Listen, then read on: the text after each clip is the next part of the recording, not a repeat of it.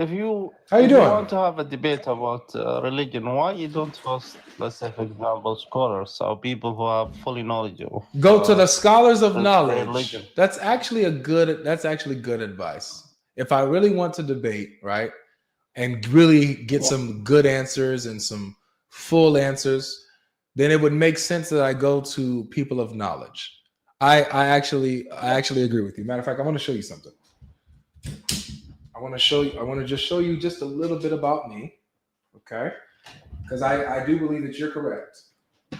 That if I want to be fair to the religion, I should go to the best people to explain it, right?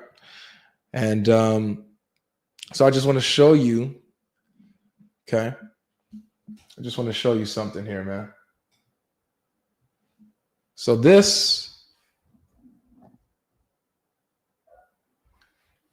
is my YouTube channel. Okay, this is my YouTube channel. All right, this is me, GodLogic Apologetics, 218,000 subscribers. Okay. Now I have a playlist on my channel. If you scroll down on the channel, I have a playlist, GodLogic versus top Muslim debaters. I have an entire playlist of me talking to your best. There's Ali Dawa, there's Sheikh Uthman, there's Hamza from Hamza's Den, there's Mansour from Speaker's Corner, there's Hamza and Rumzi at the same time. This one is Hamza, Rumzi, and the Muslim Cowboy all at the same time, just them versus me. That's Hamza again. There's Rumzi again, Dawa over Dunya. There's Mustafa. He does Dawa in London, and he leads the discussions over there with the London Dawa team. There's Ali Dawa Sheikh right there, okay? And then also I have another playlist of Sheikh Uthman. All my discussions with Sheikh Uthman, I had plenty of them with Sheikh Uthman, where I buried him as well. So I believe that you're correct, that if I'm fair and really genuine, I should go to the best, right? And ask them these questions or bring these arguments to them and debate with the most knowledgeable. I've done that. Yes, and for sure they give you a right answer or something like you want to hear. But if you're gonna discuss with the public, let's say, for example, public Muslim, ask them something, you ask me, you'll ask me about stuff I don't know. Like how can I answer you? Well, if you're saying they gave me the right answers, let me ask you if you agree with this. Sheikh Uthman, for example, he said when I asked him, why is Jesus the only one who is the Messiah in Islam? He said Jesus is not the only Messiah in Islam. All the prophets in Islam are the Messiahs. But do you agree with him on that? I don't know. Oh, come on, brother. What is your You Quran? asking someone from the public, like why you ask? What is Like I don't. your, You you're, ask people you're a in the Muslim. public. You're a Muslim. What does your Quran say? I am Muslim, but you will only throw suspicions. Let's say, for example, the last hadith you said about the boy that Prophet Muhammad told him that the hour will come in your end of your life or something like that. Mm. Yeah, I read the hadith in Arabic. Let's say, for example, there is a Bedouin guy came to Prophet Muhammad, peace be upon him. He said, "When is the hour?" He said, "Waylak," like what you did, how you prepared for the hour, the judgment day hour.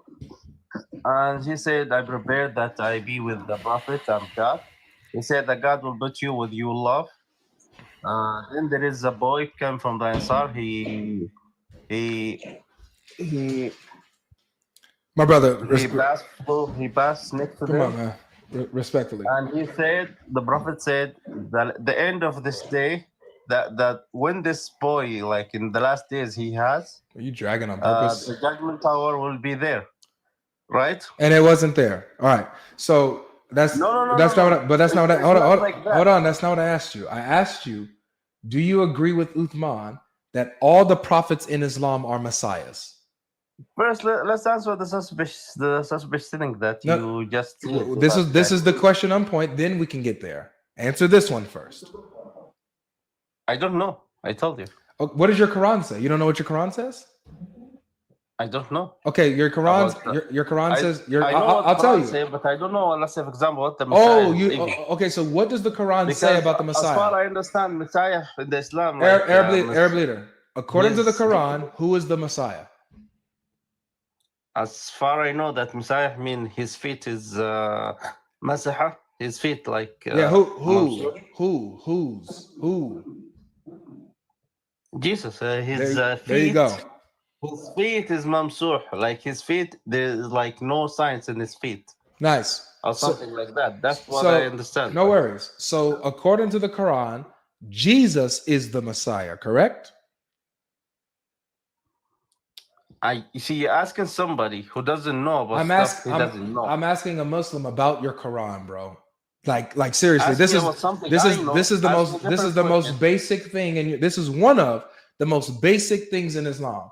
Who the Messiah is. If you're struggling to tell me who the Messiah is, then come on, man. Like, what are you doing?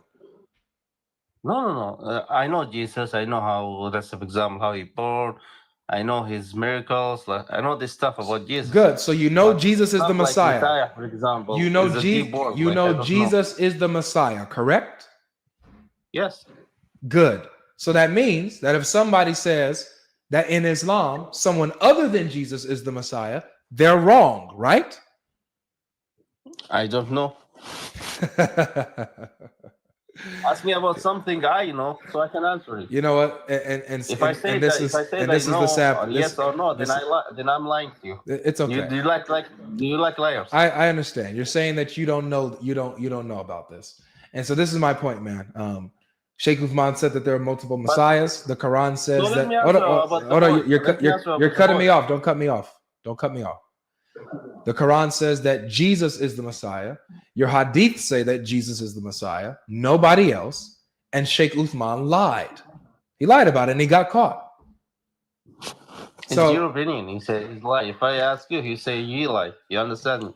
I can only see the video and see this interview between the debate between you and him, and then I judge. That's what you should do. You should check out my video. I have the full discussion there. Check out my videos with Uthman and watch him lie. He gets caught right on screen, 4K. For him, he will say the same thing. He will say you lie. Well, you'll see who brings the evidence of the liar and who doesn't. I will see. And I will judge my own self. You know. Yep. But let me ask you the question about the boy thing, okay? Mm-hmm. There is another hadith. There is a Bedouin. He was coming to Prophet Muhammad, peace be upon him. He was looking to the youngest one of them, and he was telling them, when this boy live until he become very old, then your judgment day will be. Mm-hmm. Okay? Yep. And in the Quran is mentioned that only God knows the hour. Okay? يسألونك عن الساعة أيان مرساها. You understand? It means that then it continues that only God knows the hour. So the point is, when this boy become very old, then for sure that you will be dead. So it's mean when you'll be dead, then it's your hour. That's not what it says. It says the last hour would come. Yeah, when this boy become old, mm-hmm. then these people for sure they will die, right? No, it says that the last hour will come. And he will say, if this young boy lives, he may not grow very old until the last hour comes to you. So you'll see the last hour coming. So here's the point. Even in other hadith, he looked to the youngest person. What is the last hour? Nobody knows. What is it? What is the last hour? The last hour is the judgment day. Okay, so Muhammad says that the last hour, judgment day, is going to come in the lifetime of that young boy, right? When this boy become very old, he say, right? Right, so it'll be in that boy's lifetime, right? No. He say when this boy become very old, your judgment day will be. No, he doesn't say your judgment day will be. He says the last hour, you'll see the last hour coming to you. You will see the last hour. It's like when I'm telling you, when you have young kids in your arm, and say when this boy become very old, then your last hour will come. It means when this boy become very old, you of course will not be alive. There's a lot of difference in the age. In another hadith, by Please, Aisha please, radiallahu please, anha said, because he used I, to look to the I youngest have to stop person. you. I have to stop you. I have to stop you because, and I don't want to be rude at all. I don't want to be rude at all to you, man.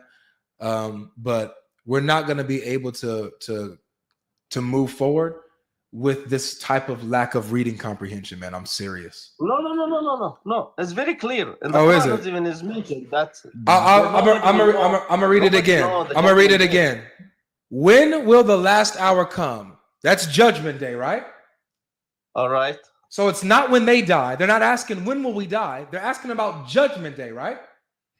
Yeah. When Okay. this kid becomes very old, so then he tells them. day. He tells them when Judgment Day, when the last hour, not their Judgment Day, not when they die. They asked about the last hour. He tells them the last hour will come in the lifetime of the young boy. It didn't come. No. He doesn't say in the lifetime of this boy. All right, hey, thanks for coming, man. Thank you. No. Say it. Thank you. Thanks for coming. This is Islam. This is Islam, ladies and gentlemen. If you're ever thinking about joining Islam,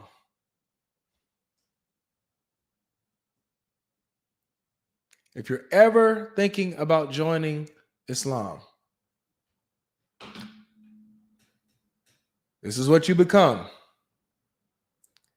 You become someone, you lose all sense of reading comprehension.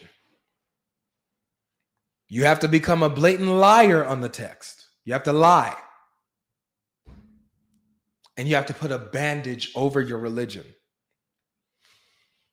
Because your religion is so obviously false, you have to lie about it. You have to try to put a band-aid on it. You have to try to fix it. Allah and Muhammad really put you guys in a very, very tough position. My goodness, man. Oh, it's talking about when they die. He's talking about when they die. So what they want us to do is they want us to say that Muhammad committed the first Muslim shuffle ever. They asked Muhammad about the last hour, about Judgment Day. Muhammad answers them by telling them how they will die. They didn't ask that. So the Muslims want us to believe that Muhammad committed the first Muslim shuffle ever. Matter of fact, that's actually somebody's argument, by the way. I'm pretty sure we'll see this. That's somebody's argument. Anas reported that a person asked Allah's messenger as to when the last hour would come. And the Muslims are telling us, he just told them about when he answered, he told them about when they'll die. Muhammad committed the first Muslim shuffle. It makes sense. You know what? I can't even say that they're totally wrong about this now. It makes sense where they get it from. When they do the Muslim shuffle, it starts with who they follow. It starts with Muhammad. Muhammad did the Muslim shuffle way back then. No worry. No, now it makes sense. Now it makes sense. Look here. Let's see another one. Let's read B. Sahih Muslim 2953b. Anas reported that a person asked Allah's apostle, when would the last hour come? What are they asking about? When they will die? They're asking about Judgment Day. Huh? Right? When will the last hour come? Thereupon Allah's messenger kept quiet for a while. He didn't know how to answer first. He didn't know how to answer that. Then looked at a young boy in his presence. See, Muhammad's improving here. Muhammad is, I see why Muslims are so good at just making stuff up on the spot. They get it from Muhammad. Muhammad made this up on the spot. He was quiet for a while after they asked him. They looked around and saw a young boy, said, there it is. Looked at a young boy in his presence belonging to the tribe of Shanua. And he said, if this boy lives, he would not grow very old till the last hour would come to you. Anas said that this young boy was our age during those days. So during those days, he was about Anas's age, and now he's as old as Anas. His lifetime. He's going to grow old, and then they'll see the last hour coming. Did it come? Wait, Muhammad's actually talking about when they die. There's actually somebody that said that. I think it's around here. Here it is. No. This isn't the one. Is it this one?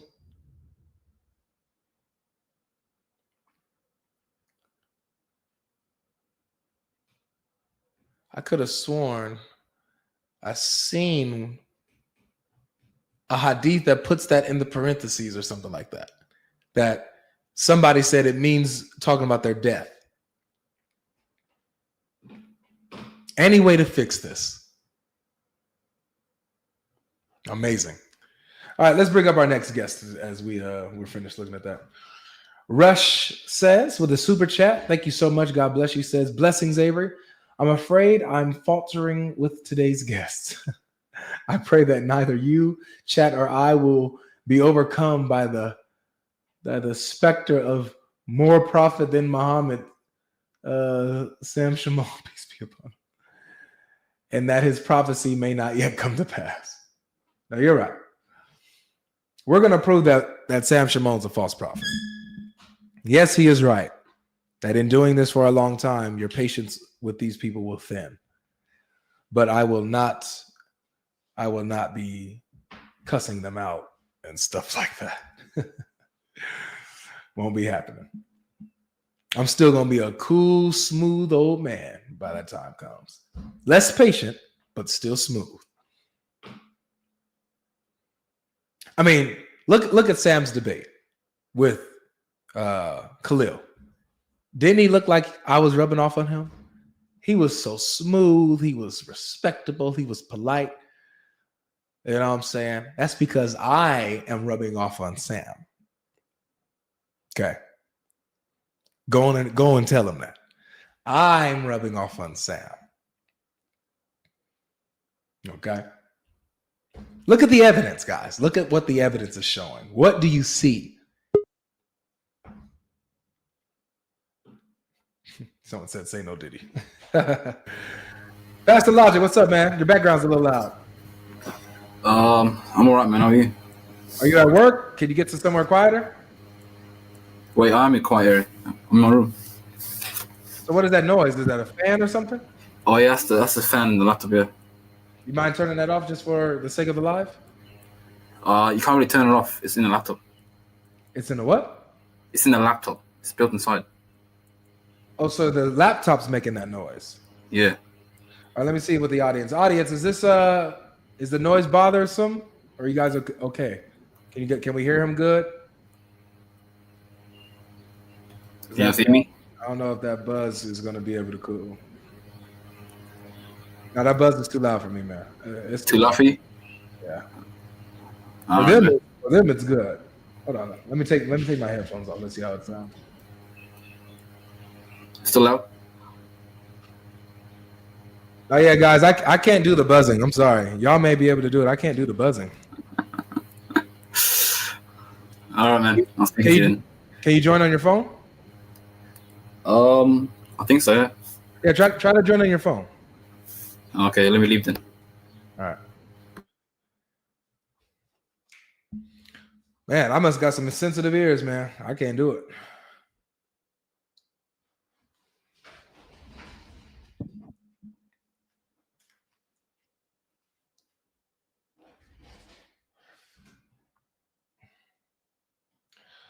Waleed, how you doing? Waleed, you're on stage. How are you? Run it down my vagina. That's what I thought. There you go. Lees, how you doing? Lees. Is it Lays or Lees? Leyz. You're on stage.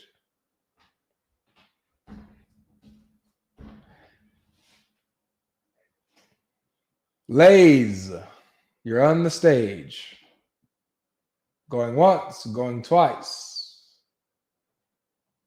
Going. All right, guys, if you guys are watching on TikTok as well, Muslims, you're welcome to hit the link. Preferably Muslims that don't waste my time.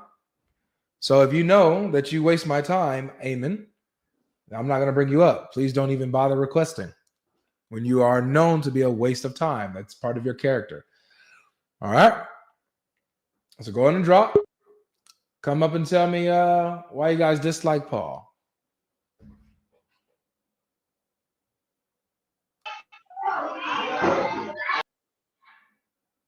All right. Sorry. Ladies, I can hear all your kids in the background.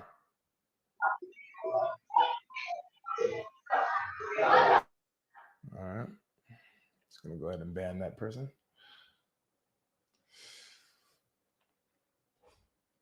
Let's see here. Guys, you have the golden opportunity, man. This should be easy. You have a golden opportunity to prove that Muhammad is more reliable than Paul. You will get a shahada today. Matter of fact, you'll get plenty. I'm pretty sure there are quite a few people that are with me. If the Muslims can prove to us that Muhammad is more reliable than Paul, you got us. You'll get a shahada out of me.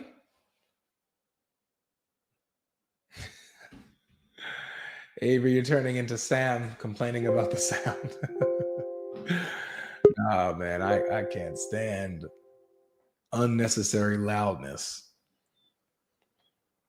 Welcome back, Pastor Logic.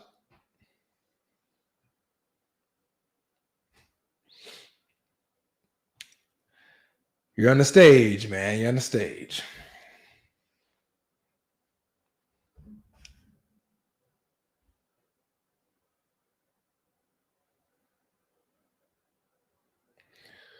Pastor Logic, you're on the stage, man. I got to turn your... There you go. Connecting your sound. Yeah, for some reason my mic's not working on the phone, but I hope you can hear me. I can hear you now. Can you hear me? Oh, yeah, I can hear you. Awesome. Yeah, anyway. You know the hadith you were showing about the kid not growing as old before the outcome? That's a secondary issue. The first issue is why What's the point?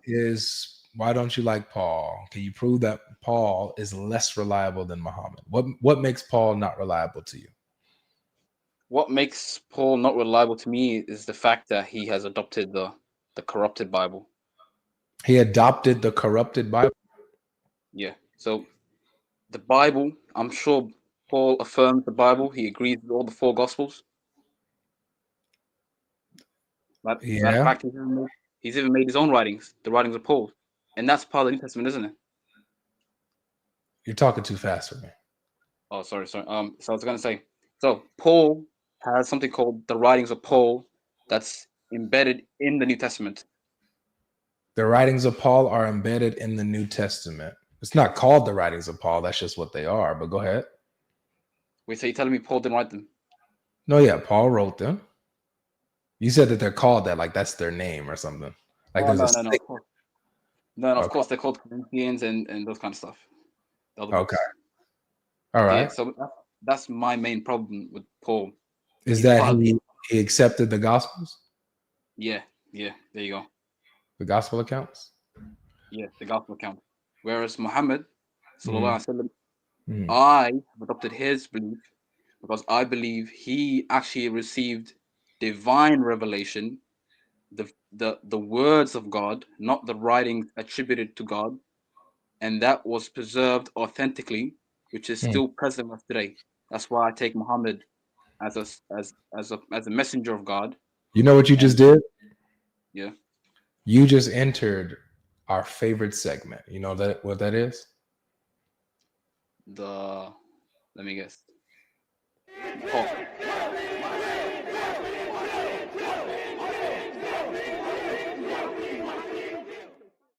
Welcome back to another segment of What is the Injil, ladies and gentlemen. I'm your host, Chef Logic, Avery Austin.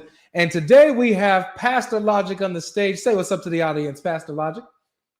What's up, guys? I'm back again. All right. So Pastor Logic says that Paul is unreliable because he accepted the writings of the gospel from Matthew, Mark, Luke, and John, which Muhammad did not accept. So he's saying that that's not the authentic Injil. So this means that he knows what the authentic Injil is and can tell us what it is. So tell us, Pastor Logic, what is the Injil? Yeah, before we move on to this, can I just quickly touch on that hadith you were bringing up? No, this is it. This is what you ran into. This is the reason why you said Paul is not reliable. So this is the subject here. Oh, wait, so you're saying it's irrelevant to do that 1 minute of the hadith you pulled up earlier? Absolutely, it's irrelevant right now. Well, I promise you, Pastor Logic, I promise you, you have my word. I will let you get to that once we finish our topic. I promise. Okay. So we're gonna talk about your favorite topic. What is the Injil? What is the Injil then?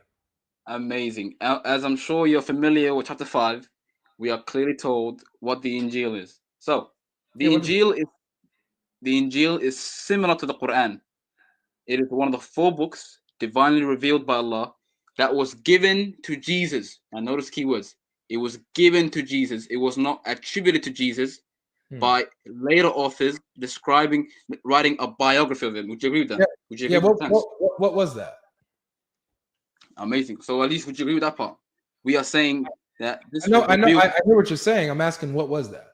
What was that Injil that was given to Jesus? What was that book? So what was revealed to Jesus was whatever words he was given.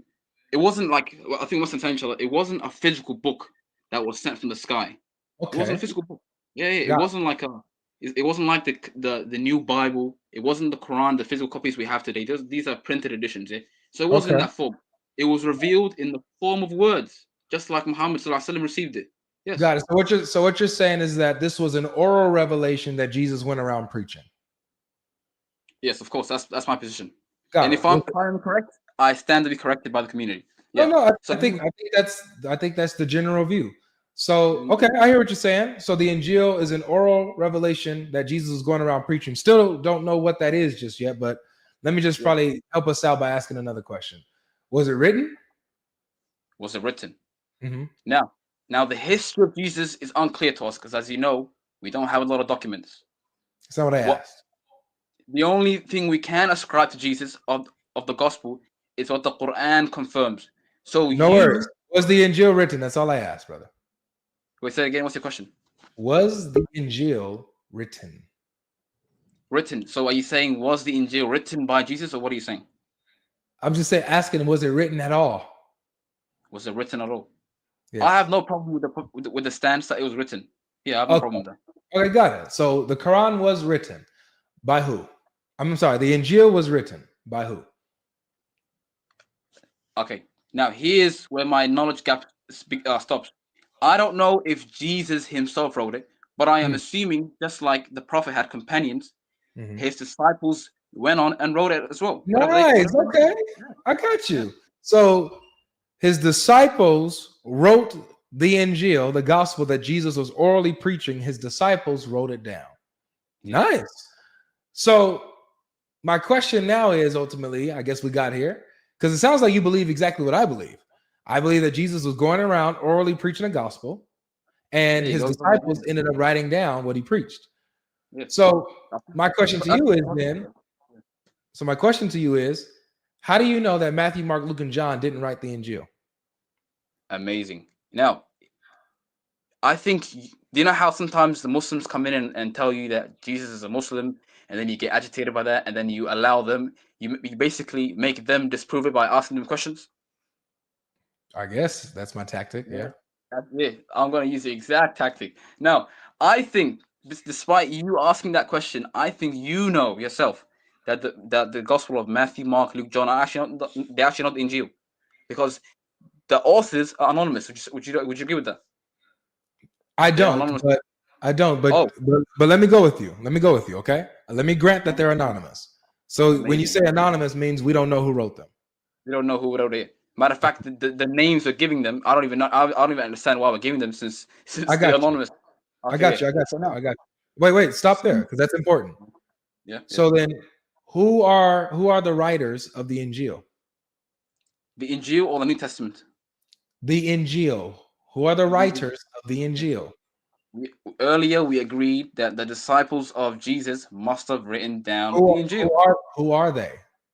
The disciples of Jesus. I'll ask it again. Who are they? Who are they? They are those who he preached to. Who are they? Who? Who are they? Like, you want me to name disciples? Yes. Look, if I start naming them and I start calling them John, Peter, Andrew, you're gonna ask me, where did I get them from? And then you're gonna say, oh, you got it from the New Testament. So you see the problem. So what's the answer? Okay. So now, since I don't want to dig myself that hole, this is my answer. I don't know the names of the disciples of Jesus. Nice. So instead of being honest, wait. So instead of being honest and actually naming the actual disciples of Jesus, because you know where that will go, you would rather say that you don't know, which is okay. So you don't know who the authors of the Injil are. So then, one thing, Avery. Yeah. so then, so then that means that the authors of the Injil are anonymous, correct? Yes. Yeah, I agree with that. Yeah. So one thing. This is what we have so far. This is what we have so far. The gospel. One thing. I just go ahead. Wait. Yeah. You said I was being dishonest. I'm actually not being dishonest. I believe if I was to take these names that you believe in, Andrew, Peter, John, and Thomas, I feel like I would be dishonest then because I don't believe them. Oh, no worries. I take that back then. If you don't believe that those are the disciples, then then that was it. That was irrelevant for you to bring up then. Like seriously. Yeah. Okay. But no worries. So we're dealing with where we're at. So this is where we're at. Yeah. The gospel was something that Jesus was going around preaching orally. Yes. His disciples, which is what Christians believe, the disciples were the ones who wrote down what he preached, is what Christians believe. Yep. Now you said that these authors, these disciples, these authors who wrote down the gospel are anonymous, which is how you know that Matthew, Mark, Luke, and John didn't write the New Testament, but the Injil has anonymous authors. So it sounds like everything that you said matches what you believe about the New Testament. So again, I ask, how do you know that Matthew, Mark, Luke, and John didn't write the Injil if you're saying it's anonymous? Amazing. All right, Avery. We both agreed that both the New Testament and the Injil are anonymously authored. Do we agree on that part? I don't agree with that. This is your position. You're granting it to me. This is your position. So how do you know that Matthew, Mark, Luke, and John didn't write the Injil? Amazing. Now, I think you might have forgotten earlier that I told you who the real author of the Injil is. I told you it was the divine, revealed words of God given to Jesus. Yeah, but you said you don't know who wrote it. That's what we're talking about. I just told you, Avery, who wrote it was revealed from God. All right, so I'll ask it again. Yeah, go ahead. Are you saying that Allah wrote the Injil, or are you saying that he just revealed it? I do not believe a book was sent like a physical book. I believe. Okay, so we don't need to go back to square one. We already know that you believe that it was revealed orally and eventually by his disciples got written down, but you don't know who they are. So we're here at this question. Let's not backtrack. Let's stay right here. Okay. So your question is, how do you know that Matthew, Mark, Luke, and John did not write the Injil when you don't know who wrote it? Amazing. How do I know that the current present books, Matthew, Mark, Luke, John, despite me not knowing the authors of the Injil, how do I know that this is not the Injil? Okay. My question was, how do you know that Matthew, Mark, Luke, and John did not write the Injil? Please answer that directly. Let's not play games. Oh, yeah, okay. Stop stalling. Answer directly. Because I don't know who John, Mark, Matthew, or Luke are. I don't know who they are. No worries. So how do you know that they didn't write the Injil? You can't. So this is where we're at. You don't know who Matthew, Mark, Luke, and John are, but you don't know if Matthew, Mark, Luke, and John wrote the Injil or not, right? Okay, I can agree with that as well, yeah. Okay, so then that means you have no grounds to reject that they wrote the Injil. You can't reject it. You don't know. So, yes, I have no problem in your position where me not knowing who Matthew, Mark, Luke, John are, me not knowing if they wrote the Injil. So, yeah, I won't be able today to reject the fact that those 4 individuals copied down what Jesus was preaching. So then that means that you cannot reject the New Testament writing as the Injil, right? By Matthew, Mark, Luke, and John, at least. When they write down, when they record Jesus' words, you can't reject that as the Injil, right? Okay, now here's where we have another problem now. Now, I read the books, the Gospels of Mark, Matthew, Luke, John, and I see clearly that these are authored in a style where it is describing the biography of Jesus. It doesn't sound like the Quran, where God is speaking to the people. You see what I mean? Question. How do you know that the written Injil was not in a biographical format? Okay, to me, it does not make sense that God would reveal words to Jesus describing his biography to him. That's why I disagree with it. Could God reveal to Jesus information in a biographical format? Could you give me an example? That's the question. Could God reveal revelation in a biographical format? Okay, can God reveal to Jesus something that's describing his life? Yes.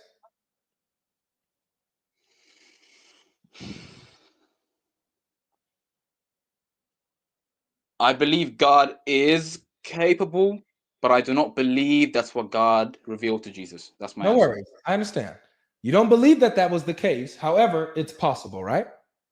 Okay, yeah, we'll go with possibility, Okay. yes. So the New Testament being written in biographical format does not eliminate it from being revelation, nor does it eliminate it from it being the Injil. No. Since my criteria is that God did not reveal a biographical Bible to Jesus, That's then not if your the question. present, How do you know? That's my question. How do you know that? I just told you I reject it. And Yeah. how do I know that? Okay, you're thank you. asking me how do I reject this? Okay, yeah. Because since I am a Muslim, the Quran tells me what are the contents of the Injil. It Good. tells me. So Amazing. show me in the Quran where it tells you what style the Injil was revealed in or what style it was written in. Go ahead. Okay, like you've read it many times in Surah 5, it tells me that Allah is speaking to Muhammad. He says, well, tell the people of the book to judge by what's in the Gospel and Torah. And then later through the verses, he is told, but take the Quran as a supreme authority. No, he doesn't say that. He doesn't say that. However, again, let me even grant this to you. Let me grant you that the Quran is your supreme authority. Here's my question again. Using your supreme authority, where in the Quran does it tell you what style the Injil was revealed in or what style the Injil was written in? Where does the Quran give you that information? Yeah, the Quran does not tell me what style the Injil was written in. So then how do you know? This is back to my question. How do you know that it wasn't revealed in or written in biographical format? How do you know that wasn't the case? Okay, so you're saying since the Quran does not tell me in what style the Injil was revealed in, how do I know that the Injil was not revealed in a biographical format? Because since I'm using the Quran as a supreme authority, whatever agrees with the Quran, I can take it to be the words of the Injil. No worries, my friend. That's not, again, you're not answering the question. Come on. I'm answering. So I'm saying, if I'm going to use the Quran as a supreme authority, then if the contents of the Quran are not biographical, then I can rule out the fact that the Bible is not biographical. Sorry, the Injil. Time out. Where does the Quran say that the Injil was revealed the same way the Quran was?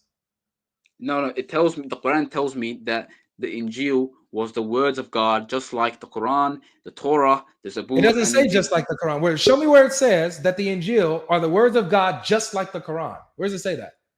Okay. As you obviously know, I didn't memorize the Quran, so I can't give you a pinpoint. I do. It doesn't exist. It doesn't exist. That's why I'm asking you these questions, because they don't exist. I'll grant this to you. Perhaps there is no verse saying that all scriptures are exactly the same, or they are written in the same style. Okay. Right. I'll grant. Okay. So again, we're left with the possibility that the Injil could have been revealed in or written in biographical format, correct? Okay, so you're not asking me whether I believe it was. Are you saying is it a possibility? Correct. Okay, yeah. Then, as much as I hate I'm doing this, but fine. It might have been a possibility. Okay, it's okay, man. Look, there is no loser when there's honesty. You don't lose when you're honest. You actually win, bro. Okay. Okay. So I know that this is like, as I'm challenging you and stuff like that. But as you're honest, I'm telling you, you're not losing. You're winning. You're winning as an honest person. Trust me. Here's why I think I'm losing. Because since I lack in knowledge compared to you, I'm thinking to myself, well, maybe I'm agreeing with you in the fact that I don't know what I'm talking about, and perhaps the little more that you know than me, perhaps you're using that. I just lost my argument, but perhaps you know more than me. I'm not taking advantage of you, brother. What I'm doing is I'm taking advantage of a bad argument. That's all. This doesn't start with you. I didn't do this you're not the first one. I've done this to your best. I've done this to Muslim Cowboy, Dawa Overdunya, Hamza at Hamza's Den, all three of them at the same time. I had this very conversation with them, gave them these same questions. They got stuck the same way. So, but instead, the difference with you and them is that you're more honest with this. They were stumbling and stuttering because they were lying and getting stuck and embarrassed. You're being more honest with your answer, so it's not bad. You know what I'm saying? So I just want to encourage you like that. It's you're not looking bad, bro. Okay. One more thing, Avery. If you are looking for real answers, you do understand that you're not gonna find any better answers than you received from the quote unquote top debaters in here. I know. So I have a plan for you. I already did it. Did you not just hear what I just said? Okay, so here's my invitation to you. Have you heard of a speaker named Muhammad Hijab? Yes, he lives in London. I'm in America. You're in America. I went to London, and when I went there, he wasn't there. But if I go back, I'm gonna go to London again, and hopefully I get to meet him, and I'll bring him these same questions. Would you consider him like an educated, knowledgeable person in this field? Not really, but as far as Islam, he's, I guess, you guys put him as your best debater. So yeah. I would like to see you have a chat with him, a discussion. I would love to myself, man. I would love to chat with him myself. I feel like he might be able to answer you these questions that we're not able to answer. Maybe, but let's continue with us, okay? So far, we're being honest. Yes. When we match everything up, the questions, the logical conclusions that we have, yes, then it's pretty reasonable to say that the Injil is the New Testament. And there's no real reason, there's no logical, no foundation on why you can reject that. Right? My logical rejection to the Bible is the New Testament is the New Testament itself, just by reading it. I mean, it's preaching the doctrine of the Trinity. No worries, but that's not telling me that it's not the Injil, man. That's not telling me that it's not the Injil. This would just mean that the Injil taught the Trinity. Okay, so maybe the Injil taught the Trinity. So what you're saying is then the Quran was revealed to Muhammad, somehow rejecting Trinity, and then also confirms it. That's your idea. That's your logic. And now you have just hit the button on what we call the Islamic dilemma. Exactly. The Quran confirms a book that it contradicts. That's one of the reasons that makes Islam false. Yes. I have a question. Does the Quran confirm the entire book or segments of the book? It confirms the entire book. As a matter of fact, it says about people who try to pick and choose, who say some parts are good while the others are corrupted. It says this in 285. It says, do you believe in part of the book but reject the rest? The punishment for those is disgrace in this life and a severe torment in the hereafter. That's what the Quran says about people who try to pick and choose what's good in the book and what's not. The Quran hates that. What if it's speaking metaphorically? Oh, come on, dog. Come on, man. Okay. To the best of my understanding, the Quran does not confirm the New Testament. It confirms to Muhammad that in fact some of the Injil does remain within their books, but through time it was corrupted. So now I'm giving you the final revelation, so you can go confirm the truth that remains with them and reject the falsehood and use this revelation as a supreme authority. So okay, that's the next argument. No worries. However, this still doesn't deal with the first issue on what the Injil is essentially. So all this would mean is that the New Testament is the Injil, but just a corrupted version. Is that right? The New Testament is the Injil, but a corrupted version. Okay, since it came down from the same lineage of Jesus and his disciples, and the followers came, and perhaps the disciples wrote down the real Injil, and through time it was corrupted, and the Roman empires had an influence on it, and then obviously new doctrines were introduced. So perhaps I'll agree to this point, and if I am incorrect, I hope my community can correct me. Yeah. No worries. We'll No worries. So this is where we're at with our honest Muslim friend on what is the Injil, guys. He's willing to acknowledge, at least for now, right, with his level of knowledge and what we went through and his intellectual consistency, that the New Testament is the Injil, but it's just corrupted. Okay. Corrupted, yeah. All right. So I can work with this. I can actually work with this. Now we're moving to phase 2. Is it corrupted? Let me grant you that it is. Let's say that the Quran, let's say that the Injil is corrupted, even though the Quran confirms the Injil. But you're saying no, it doesn't confirm the corrupted one, it affirms the one prior. Okay. Doesn't the Quran confirm the parts of it that's true? Isn't that what the surah says, Surah 5? No, it doesn't. It doesn't say that. There's nowhere in the Quran ever where it says it confirms part of the Injil, but not other parts. It never says that. It doesn't say that in chapter 5, verse 48, where you're thinking about supreme authority. It doesn't even say supreme authority in the Arabic. It's Muhaimin, which is guardian. It's a guardian of the scriptures. It never says that it confirms some of it. It always says it confirms the Injil, the Torah, period. It confirms what's with them, not some of what's with them. It confirms what is with them in their hands. So you're telling me the Quran confirms the Trinity? I'm saying, this is what I'm saying. Yes and no at the same time. It confirms the Injil that teaches the Trinity, but also elsewhere rejects the Trinity. So it confirms a book that it contradicts. That's the point. It says that the Injil is true. That sounds very easy to me, and that doesn't. If something is too true to be, something is too true. If something is too easy to believe, that perhaps it's not as simple as that. Man, if something is too easy to believe, then maybe it's just not really. Maybe it's really not it, huh? Isn't that what people tell us about Islam? That Islam is so simple. Tawheed is so simple that you can explain it to a child. Isn't that the leading sales pitch for Islam? Come on, you have to be honest. Tawheed is a lot more simple to understand than Trinity. One God. But you just went against something being simple. And like you're saying, if something is so simple and it's easy to understand, it's this simple, then there's reason to be skeptical about it. That's what you just said. But when I see 1,400 years of scholarly knowledge passing by from the time of Muhammad to me, and something as simple as this was not noticed, to me that sounds too simple to believe. Perhaps I'm not presenting the arguments in the best possible form, which is why I'm suggesting to you see better speakers. I hear what you're saying, but it seems to me that your convictions are conflicting.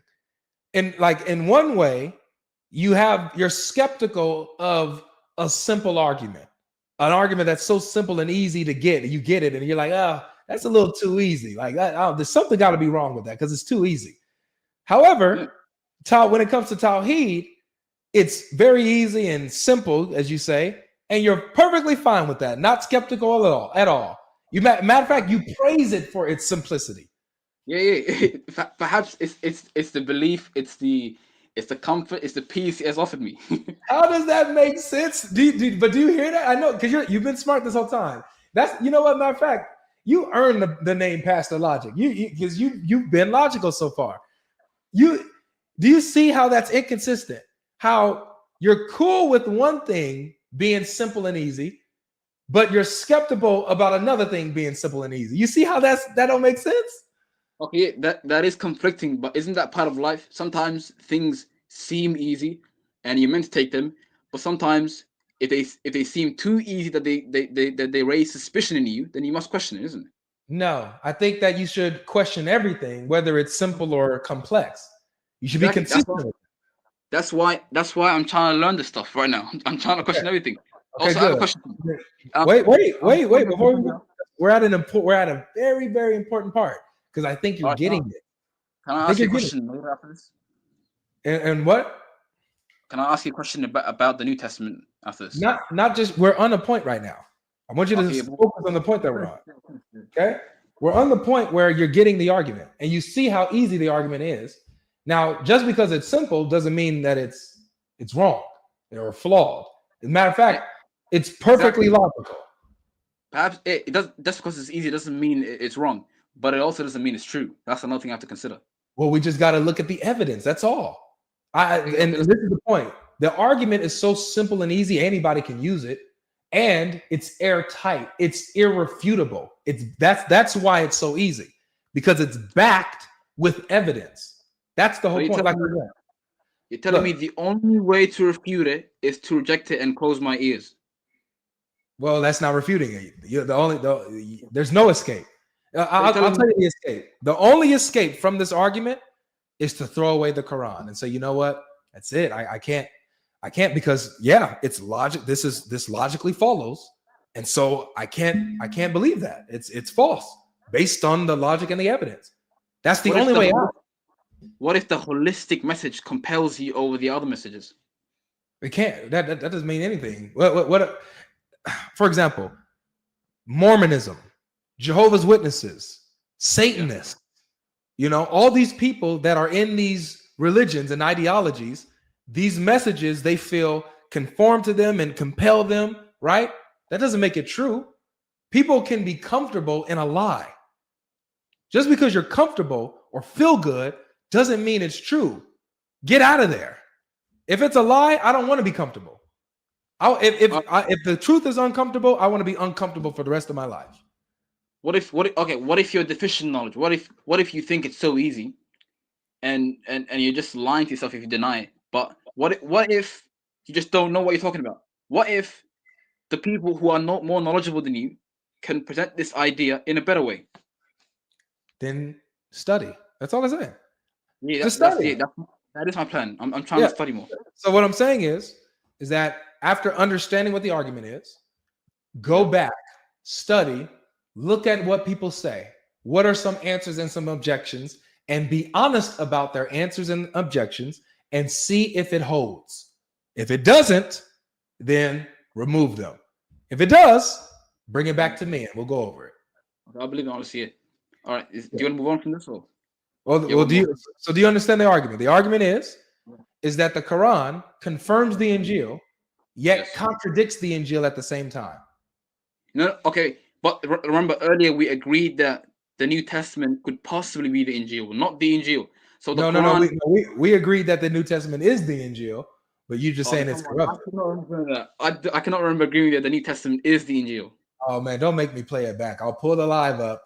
And when I asked you that, you said, "Okay, you know what? Yeah, we can say that." Yeah, I agree with you. Possibly, since the Quran does not confirm the content of the Injil and the style it was written in it, and whether or not it was biographical, then we agreed upon that perhaps, possibly, the Injil could be the New Testament, but a corrupted version. Okay, so if it's a corrupted version, and you're saying this because you're coming from Islam, then that would mean that the Quran is saying that a corrupted book is true. But here's the part where we disagree on. I don't think the Quran confirms. Wait, so could you tell me the ayah or the verse where it says where the Quran actually confirms the entire gospel in its entirety? Well, that's everywhere. Whenever it talks about confirming the scriptures, it's always talking about the scriptures as a whole. It never talks about it in part, ever. It never says it's confirming part of it. If you want to take a look at it, I'll show you a few. Okay, when we look at a few verses, let's do this. I'm gonna look at a few verses. We're gonna do 241. We're gonna do. Oh, I already had these verses for me. If we just stay in chapter 2 alone, bro. This is what it says. You read in verses? Which verse? All right, look, I got some stuff on the screen. You ready? All right, what chapter is that? So this is chapter 2, Surah Baqarah. All of these are coming from chapter 2. All right, which verse? Okay. Starting, it's on the screen, bro. 41. Oh, yeah, I'm not sure what translation you're using. I use a different translation, so that's No worries. No worries. It'll say the same. It better say the same thing, or I'm gonna refute the translator. What translation is that? Well, this is just Halali Khan. You know, it's a solid one. You know, for the most part, but it doesn't matter. You ready to get into it? Oh yeah, let's go. Okay. So chapter 2, verse 41. It says, "And believe in what I have sent down, confirming that which is with you." Right now, I'm gonna skip the brackets, but even the brackets they say it's the Torah and the Gospel, right? But skipping the brackets, and be not the first to disbelieve therein, and buy not with my verses a small price, getting a small gain, and fear me alone. Okay.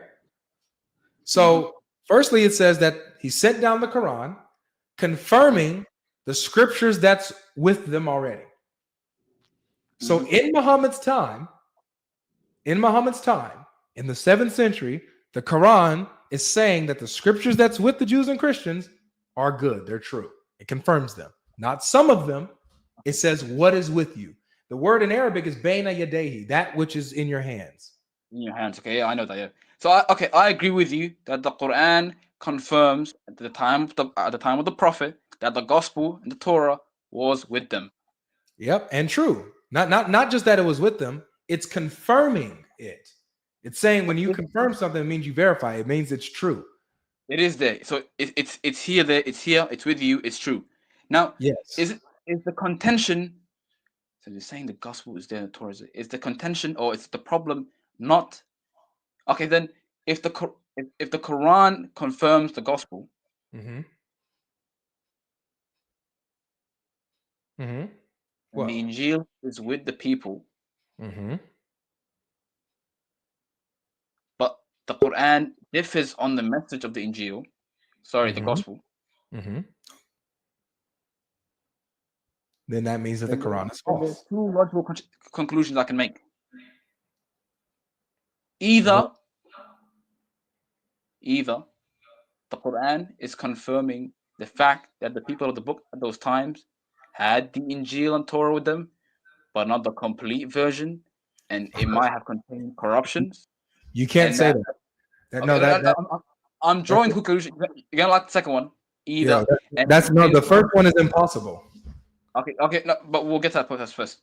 Either the gospel and Torah is with the people of the book, and that it contains corruption, and hence why this revelation is being given to you, so you can confirm what is true and what is not. Or the second conclusion, which is the one you are posing, is that the fact that the Quran is confirming the present Injil and the Torah, and therefore, since the Quran differs on the context of the Injil and Torah, and particularly not agreeing with the message of the Injil, then the Quran is contradicting itself. Is that what you're saying? Yep. Okay, then yeah, I agree with you that is the two logical conclusions I've made, but I can't confirm both of them today. The first one is not the first one is not a logical conclusion. It's not logical at all. One, why? Because it doesn't say that. It doesn't say that. Nowhere. See, notice how with my position, all I can do is just read the verses and it says exactly what my position is. But with you got to add stuff to the verses. It doesn't say that it's confirming some of the Torah and some of the gospel and choosing what parts are in there are true and what parts are false. It never says that in the Quran. If you had a verse that said that, then you would have you got a point. Okay. But there's not a single reference that says that, bro. Okay. Here's where I am drawing from that. Do we take every verse literally, word by word? As long as it's literal, you have to, absolutely. How do I make sure this verse is literal? The context. Look, the context is telling them that they need to believe in the Quran, right? Believe in what I have sent down. Talking about the Quran. Why? Confirming that which is with you. So they need to believe in the Quran. That's not metaphoric. And the Quran is now giving a reason why they need to believe it, because it lines up with what they have. So they don't have an excuse. They don't have an excuse to reject the Quran because the Quran is saying it lines up with what they have. Okay, I might have thought of a new idea now. Then if the Quran is saying what you have is true and it is from me, and because it's from me, you have to take this new revelation. Mhm. Then here's the problem now. What if the Injil among the Arabs at the time it's not the Injil present with you today? Now there's a good. Now that is a good question. What if the Injil at this present time is not Yeah. the one that I have today? Well, fortunately, we actually have the answer to that, Pastor Logic. We have the manuscripts that date even before Muhammad's time. That's what we have. Codex Sinaiticus, Vaticanus, all those codexes, the manuscripts. We have manuscripts that date prior to Muhammad's time. So that what the Jews had, that what the Jews and Christians had in Muhammad's time, we have that and before that. So the people, the books they had, there are books that predate them that contain the message that are in the present day Bibles. That's right. Do we have any Arabic Bibles? Yeah, aligns. Yeah, we got Arabic Bibles. Mm-hmm. Dated to the 7th century. We got Arabic Bibles. We got Aramaic Bibles, Latin Bibles. What's our earliest Arabic Bible? Say that again. What's our earliest Arabic Bible? I don't know. I don't know. I don't have that on top of my head. Okay, I'm gonna check on that. Yeah. Yep. But here's something interesting, dude. Here's something interesting. We have what is called the Garima manuscripts. The Garima manuscripts. And so the Garima manuscripts are manuscripts of Matthew, Mark, Luke, and John, the New Testament, that were in Ethiopia, that the church in Ethiopia was using. Now, why is this relevant? Who was it that Muhammad and the Muslims went to for coverage, for safety? It was a king of Ethiopia, Abyssinia at the time. That's right. They went to Ethiopia. They even visited the churches and talked about how beautiful their church was and stuff like that. These Garima manuscripts date between, I think it's the 4th to the 5th century. The 4th to the 5th century. So they're a few hundred years before even Muhammad's time. And these are the manuscripts, these are the texts that the Ethiopians had in their possession, even when Muhammad went and visited them, called them believers and recognized that they had the Injil and they were people of the book. The book, okay, fair enough. People of the book, I'm familiar with that language, yeah. Wait, I heard that king actually converted to Islam at the end. Well, it's not that he converted, but he recognized Muhammad as a prophet because of what they told him. They asked him, he asked, what do you guys say about Jesus and Mary? And they said, well, we believe what the Quran says. You know, what Allah says in his Quran. He's a messenger. He's the Messiah. He was born of a virgin. You know, and that's what they say, right? And he's like, yes, this is no different than what we have in the Injil. They literally call it the Injil. The king, despite believing in the Injil, affirmed Muhammad as a prophet. Because he only knew what they told him about Muhammad. He didn't know everything. He only knew what they told him. So they told him that Muhammad says about Jesus that he's the Messiah and that he was born of a virgin. That's what they didn't mention the disagreements, that he wasn't crucified, that he's not God. They didn't mention that stuff. They only mentioned what the king agrees with. So of course he's going to think, oh, then yeah, Muhammad, he's good. Does your scripture, the New Testament, does it foretell a prophet to come after Muhammad, after Jesus? No. So what you're saying, he was ignorant of that? Correct. He was ignorant. Okay. He didn't know about. He was tricked. He was deceived by the companions of Muhammad. He didn't know. He didn't have. I don't know.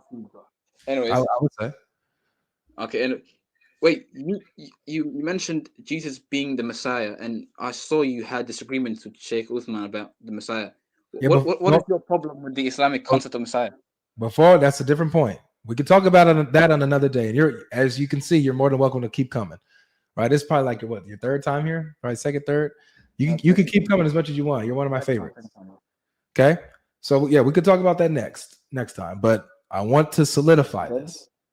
So the gospel, what we have right, is what the Jews and the Christians had in Muhammad's time, and we even have what existed before them. So that shows that Muhammad or the Quran is talking about what I have, and it says it's true. That's the argument. Okay. So now here's the dilemma. Because the Quran says that my book is true, then that would mean that the Quran is false because it contradicts my book. Right? Obviously. Jesus is not the Son of God. Jesus wasn't crucified. Trinity is false. Right? Yeah. So, All and right. God is not a father. So Yeah. the Quran contradicts a book that it says it's true. That means that it's false. Now let's say that it's just corrupted. Then that means the Quran is still false. Why? Because the Quran would be saying that a corrupted book is true, which is obviously false. So the Quran is false. So either way you go, if the Bible is true, the Quran is false. If the Bible is corrupted, the Quran is false. There's no way of the Quran being true in any of these conclusions. In any of these situations. This is why it's called the Islamic dilemma. Wait, beyond the speakers you've spoken to, I don't consider them scholars, but do the scholars, have you seen any scholars, like higher up Christian scholars, debating with Muslim higher up scholars about this issue? Yeah. If you mean like high-end debaters, they just had one. Sam Shimon just debated Dr. Khalil Andani on this issue, on the Islamic dilemma. They had a whole debate a few days ago. You consider Sam Shimon a scholar? Sam Shimon is the best debater, Christian debater when it comes to this topic. He's the best. Okay.